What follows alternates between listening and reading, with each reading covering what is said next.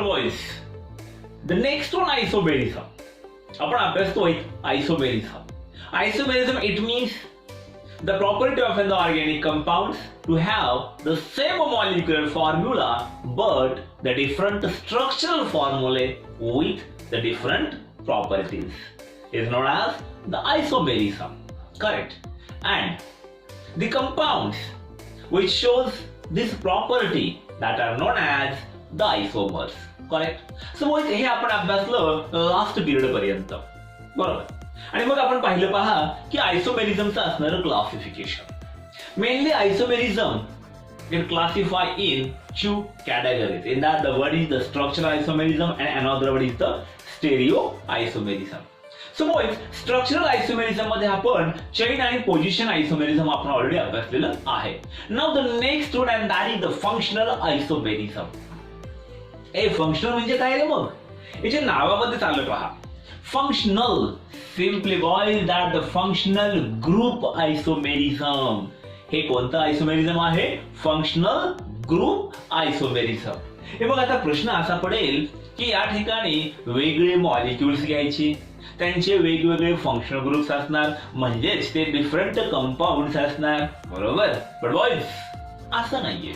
मग functional isomerism म्हटल्याच्या नंतर simply that the phenomena in which simply boys the same molecular formula but different structural formulas with different functional groups.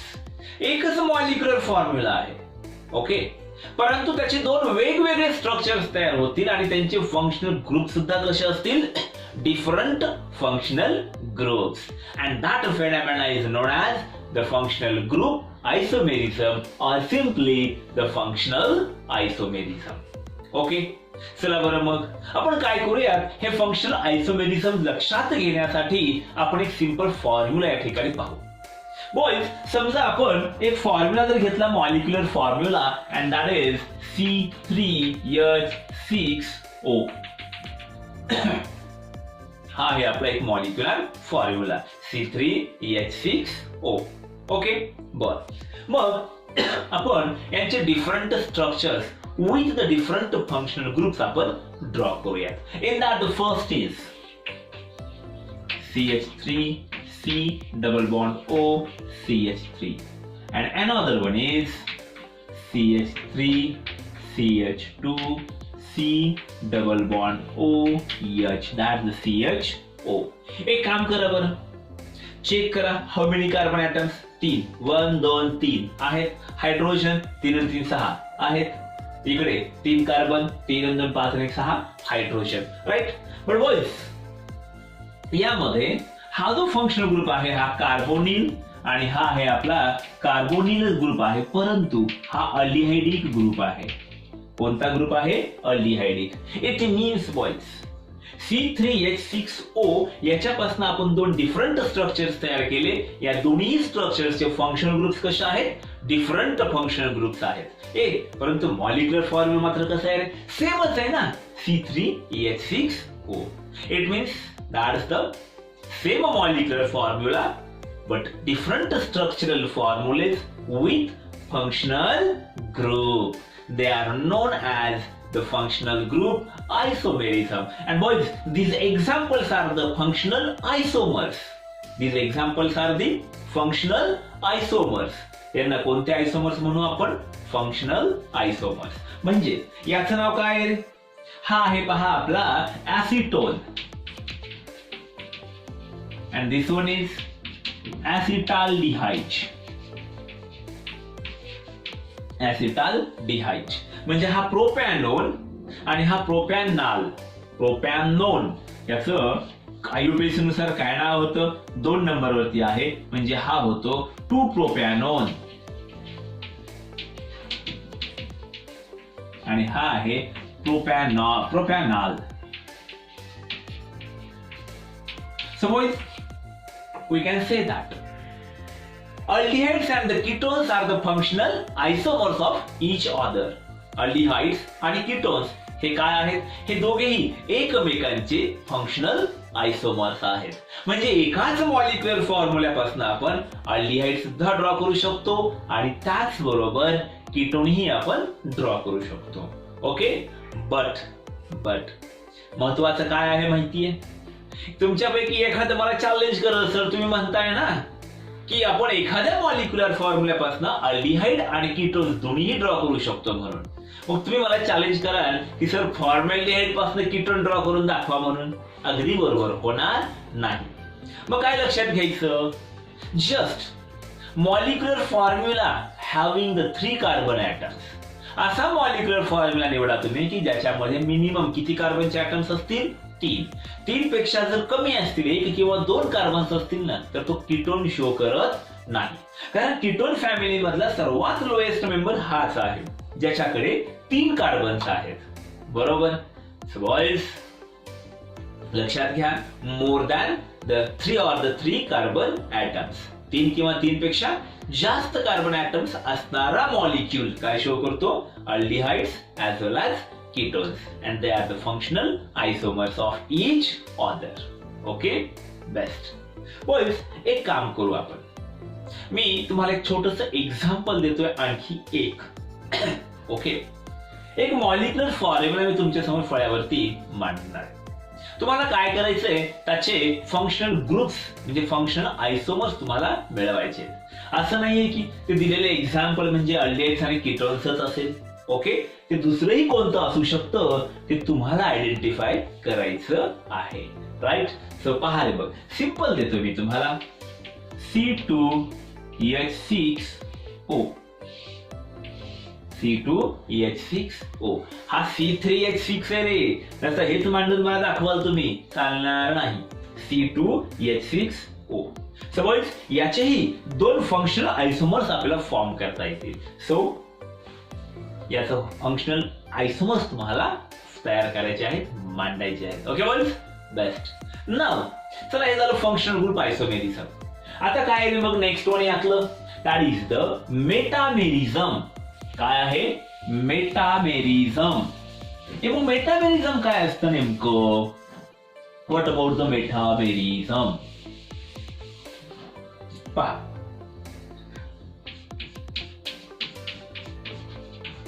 मेटामेरिझम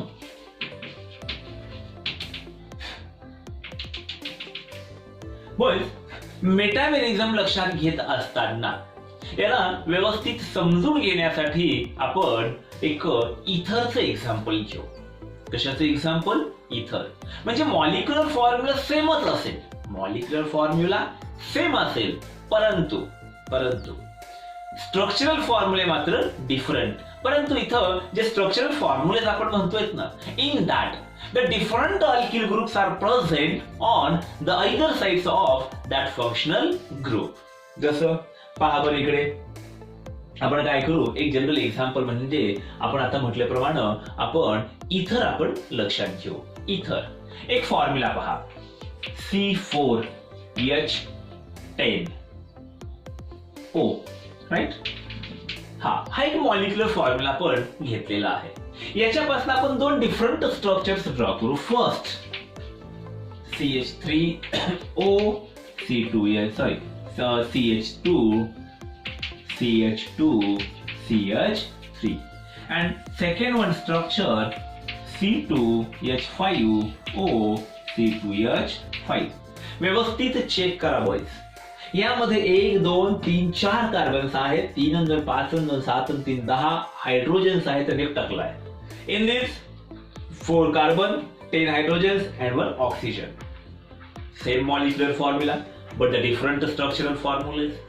Most important thing, that is metamerism. It means that is one kind of an isomerism in which the different alkyl groups are present on the either sides of functional group. Metamerism मध्ये functional ग्रुपच्या दोन्ही बाजूला different alkyl groups present असतात. Same alkyl groups no. पहा बरं, इकडे कोण आहे? मिथिल. इकडे कोण आहे?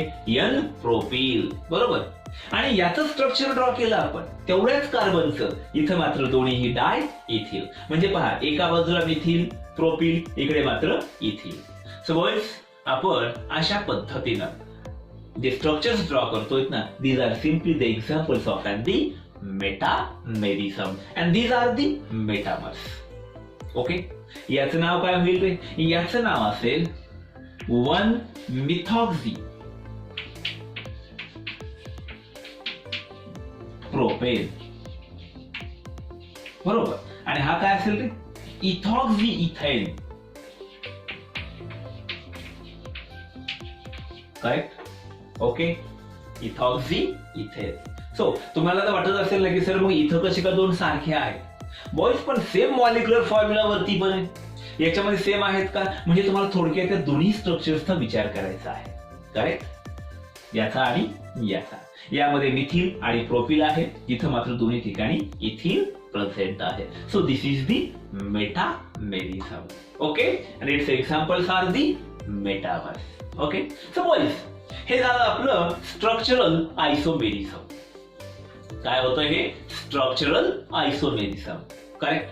Now boys, the next one isomerism and that is the stereoisomerism. हे कोणता आहे आता? Stereo isomerism. चला बरं मग आपण स्टेरिओ पाहूयात काय असतो ते.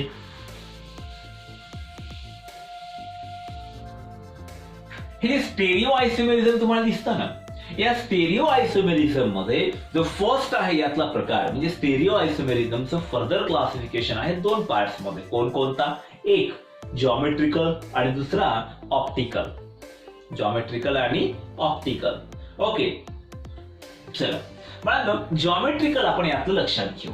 जॉमेट्रिकल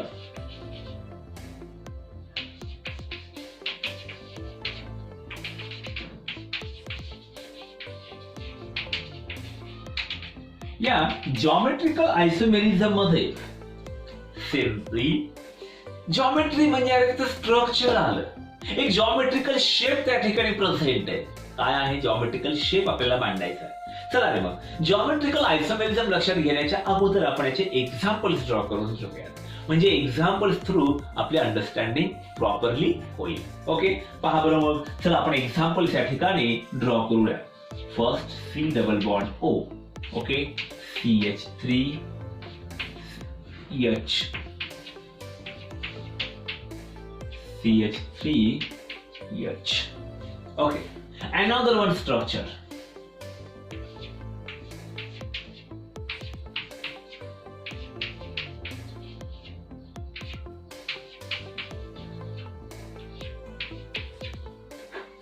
Okay, now boys, यामध्ये जर तुम्ही व्यवस्थित पाहिलं नाही, दोन डिफरंट स्ट्रक्चर्स तुम्हाला दिसतात नाही. याचा मॉलिक्युलर फॉर्म्युला तर तोच आहे. काय आहे मॉलिक्युलर फॉर्म्युला? 1 2 3 4 कार्बनचे ॲटम्स. हायड्रोजन 3 आणि 3 6 आणि 2 8. म्हणजे याचा मॉलिक्युलर फॉर्म्युला आहे C4H8 आणि याचं नाव आहे ब्युटीन. काय आहे हा? Butene. Okay, so boys, in the geometrical isomerism, this isomerism is depends upon simply the presence of the groups, okay, on the carbon atoms. बर, हे डबल बॉन्डेड कार्बन ॲटम्स दिसतात. या डबल बॉन्डेड कार्बन ॲटम्सच्या पहा बरं काय structure कडे. या first structure मध्ये याला आपण ए म्हणू आणि याला आपण बी म्हणू. बॉयज, या स्ट्रक्चर ए मध्ये दोन सारखे ग्रुप पहा, CH3 CH3, दुसरा H आणि H, हे दोन सारखे ग्रुप सेम साइडला प्रेझेंट आहेत की नाही? आणि यामध्ये मात्र दोन सारखे ग्रुप्स अपोजिट साइड मध्ये प्रेझेंट आहेत. करेक्ट. इकडे पहा, दोन्ही CH3 लेफ्टला प्रेझेंट आहेत, दोन्ही हायड्रोजन्स राईटला प्रेझेंट आहेत. आणि यामध्ये मात्र दोन मिथिल ग्रुप्स अपोजिट डायरेक्शन्स मध्ये आहेत. करेक्ट. सो बॉयज, याच अरेंजमेंट वरनं आपण सांगू शकतो की जॉमेट्रिकल आयसोमेरिझम आहे हे दोन प्रकारचं आहे. म्हणजे simply on the basis of the presence of groups on the either sides of carbon atoms, we can say that there are two kinds of the geometrical isomerism. In that, one is the cis. काय आहे? cis. And another one is trans. आता आम्ही मांडलेले म्हणजे तुमच्या लक्षात आलं. सिस आयसोमेरिझम म्हटलं की in these two same alkyl groups are present on the same side of double bond. म्हणजे थोडक्यामध्ये हे जॉमेट्रिकल आयसोमेरिझम आपल्याला पाहायला मिळतं पहा generally double or the triple bonded carbon atoms मध्ये, म्हणजे double or the triple bonded compounds मध्ये हे अशा प्रकारचं आयसोमेरिझम पाहायला मिळतं. ओके, मग डबल बॉन्डच्या दोन्ही सेम साइडला दोन सारखे ग्रुप प्रेझेंट आहेत, so this is the cis isomerism. आणि इथं मात्र डबल बॉन्डच्या अपोजिट साइड मध्ये हे दोन अल्किल ग्रुप्स म्हणजे दोन सेम ग्रुप्स प्रेझेंट आहेत, and this is the trans isomers or the isomerism. चला बरं, मी याचं नाव काय होईल? टोटल कार्बन्स किती आहेत? 4, म्हणजे हा ब्युटीन आहे की नाही? बरं, मग याचं नाव होईल सिस, म्हणजे सेम साइडला असलेलं सिस 2 ब्युटीन. सिस 2 ब्युटीन, कारण 1-2 नंबरच्या कार्बनला डबल बॉन्ड आहे. आणि याचं नाव होईल trans 2 butene. Cis 2 butene and the trans 2 butene. Okay, परत एकदा ऐका. सिस म्हटलं की in that same groups are present on the same side of carbon, आणि यामध्ये मात्र ट्रान्स मध्ये different alkyl groups or the different compounds different groups are present on the same side of carbon. म्हणजे इथं लेफ्टला 2 वेगवेगळे आहेत, राईटला 2 वेगवेगळे आहेत, आणि जे दोघं आहेत ते अपोजिट साइड मध्ये आहेत. Okay, that is the trans, and this one is cis. Okay, boys, best. Now, the last one isomerism, and that is the optical isomerism. Which kind of an isomerism? Optical isomerism. मगाशी मी तुम्हाला एक उदाहरण दिलं होतं ना, आपलं स्वतःचं आरशासमोरचं. काय म्हटलं होतं आपण जर आरशा समोर टाकलो आणि आपण जर आपला उजवा हात जर हलवला, आरशामध्ये कुठला हात रे? लेफ्ट हात, करेक्ट. अँड दॅट्स द एक राईट आणि दुसरा लेफ्ट, म्हणजे एक डेक्स्ट्रो तर दुसरा लिव्हो. एक real image and other one is the mirror image. That is the optical isomerism. Suppose जर समजा पण म्हणजे समजा बरं का, तुम्ही बरं का बाबांनो, ओके, आरशा समोर जर उभा राहिला आणि तुम्ही जर उजवा हात हलवला आणि हॅलो म्हटलं, ओके, हाच केलं हाय, आणि अचानक आरशामधनं त्या मिरर मधनं डावा हात जर हलला आणि तुम्हाला जर हॅलो केलं तर मग मात्र करेक्ट. पण मग असं नसतं बरं का. हा, आपण जर आरशासमोर टाकून आपला उजवा हात जर आपण हलवला तर आरशामधले जे काही बिंब आहे, प्रतिबिंब आपण ज्याला म्हणतो दॅट मिरर इमेज, त्यामध्ये आपल्याला लेफ्ट हँडची मुवमेंट दिसेल. Okay, and that phenomena is the optical isomerism. चला बरं, मग याचं एक सिंपल स्ट्रक्चर आपण या ठिकाणी ड्रॉ करूयात. ऑप्टिकल आयसोमेरिझम मध्ये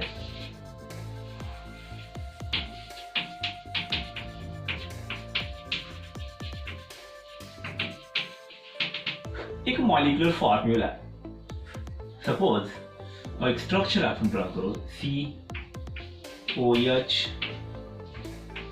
CH3 C2H5H. याची जर मिरर इमेज जर आपण पाहायला गेलं, हा कार्बन सेंटरला, आता मात्र मिरर मध्ये इकडे पहा बरं, हा राईटला OH दिसतोय, मिरर इमेज मध्ये आता कुठे येईल हा OH ग्रुप? लेफ्टला, आणि राईटला कोण असेल? हायड्रोजन. ह्या इट इज CH3 आणि C2H5 as it is. Correct. असं असतं का मिरर मध्ये पण नीचे म्हणून? No, just right and the left. Okay, and the boys, this phenomena is the optical isomerism, and these are the optical isomers. हा आहे डेक्स्ट्रो तर हा आहे लिव्हो.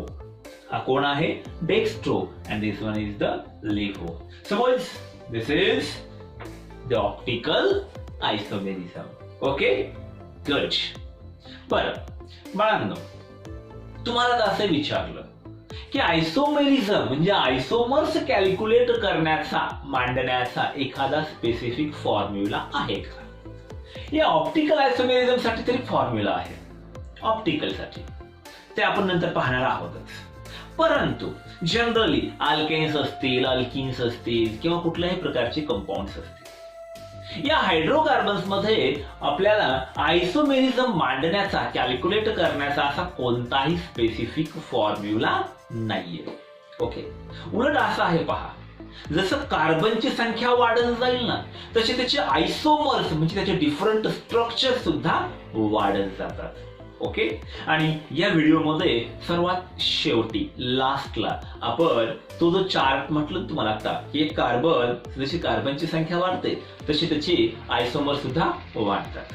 इथं डिफरंट काइंड्स ऑफ आयसोमर्स वेगवेगळ्या फॉर्म्युल्यानुसार मांडले गेलेले आयसोमर्स किती असू शकतील हे तुम्ही पाहू शकता. या व्हिडिओच्या लास्टला तुम्हाला तो एक टेबल पाहायला मिळेल ज्याच्यामध्ये 1 पासून ते 50 पर्यंत कार्बन ॲटम्स विचारात घेतलेले आणि त्यांची तयार होणारी आयसोमर्स. बाळांनो, तुम्ही अक्षरशः हे पाहत असताना की नाही थक्क होऊन जाल. कारण सांगू, कारण 50व्या कार्बन पर्यंत जात असताना त्या 50 कार्बन ॲटम्स प्रेझेंट असणाऱ्या हायड्रोकार्बन्सचे करोडो म्हणू शकत नाही मी, अब्जो तुम्ही मोजून तर पहा. एवढे इन्फानाइट म्हणजे एवढे लार्ज अमाउंट ऑफ आयसोमर्स तयार होऊ शकतात. Okay boys, good.